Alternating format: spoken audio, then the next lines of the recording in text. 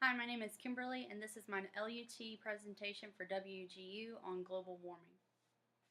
Everyone has their own definition of global warming. For some people, their definition is simple, while others have a more detailed definition. According to Webster, global warming is an increase in the average temperature worldwide, believed to be caused by the greenhouse effect. Bielo states that the global temperature has increased more than 1 degree Fahrenheit since 1900, and the rate of warming since the late 1970s has been 3 times greater than the century scale trend. Some people believe that global warming is caused by the growing population and their actions. Others believe that this is a natural progression of nature. It is hard to argue that the increased temperature does not correlate with the increased human population. Research suggests that global warming can be reduced by implementing stricter government regulations and increasing public awareness of the impact of individual actions on the environment. Within the U.S., we have the Environmental Protection Agency, also known as the EPA, who are working on research and producing laws that will help lower the U.S. pollution output. Public awareness of individual impacts and what we can do to change them is also on the rise. The EPA provides grants and funding for research and is responsible for the regulation and laws to protect our environment within the U.S. The Clean Air Act plays a major part in the EPA's efforts of reducing pollution in the U.S. Since the act was created in 1963, the air quality has dramatically increased, which also improves human health. According to the EPA, since 1970, the 6 commonly found air pollutants have decreased by more than 50%. Air toxins from large industrial sources such as chemical plants, refineries, and paper mills have been reduced by nearly 70%.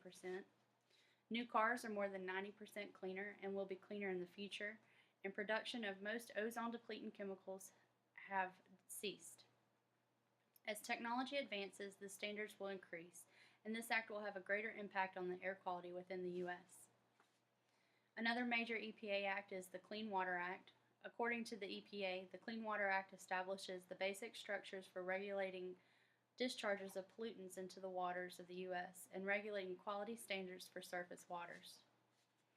By combating the lowering of ocean water pH levels, we protect natural environments that the ocean needs from diminishing. There are many different agencies around the world that are fighting global warming in their own way. Everyone has the opportunity to do their part to help with the fight. With over 7 billion people in the world and almost 315 million in the U.S. alone, an individual's impact on the environment adds up. There are several ways for an individual to do their part to reduce pollution. With the continuous advance of technology, vehicles are becoming more fuel efficient. People can choose to buy a new, more fuel efficient car, consider a carpool, or even use public transit. Research has shown that since each gallon of gas you use releases 25 pounds of heat-trapping gases in the atmosphere, a person's choice of transportation could help greatly reduce global warming.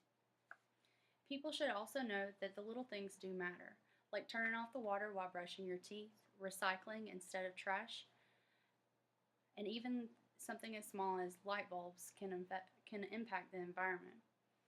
If every household within the U.S. replaced one light bulb with an energy-saving model, we could reduce global warming by more than 90 billion pounds over the lifetime of the bulb.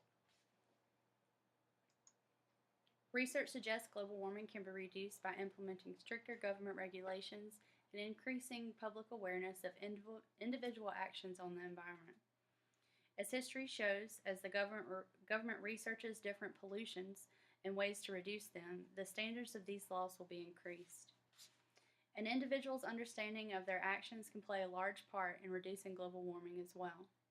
Informing people of what actions are negative to the environment, explaining why it is a negative impact, producing a plan to change this negative impact into a positive one can also greatly impact the reduction in global warming. Step 1 of reducing global warming should be public awareness. The effects on the environment caused by individuals and populations as a whole, and what the government is doing to reduce global warming needs to be done. Any questions? Yes. What are some specific types of pollution that are causing global warming, and how can we reduce them? CO2 emissions from vehicles, overuse of landfills, and electricity are just a few types of pollution that everyone can relate to. These three affect the air, the land, and natural reserves of natural resources. Anyone can reconsider their mode of transportation, recycle, or even look into alternate power sources to do their part. Next question. How can public awareness of global warming help reduce it? Considering the number of people in the world, if everyone started doing small things, this would greatly help reduce pollution. If a person has more knowledge about the problems of global warming and what causes it, they will be able to make more informed decisions to help reduce pollution. This concludes my presentation on global warming.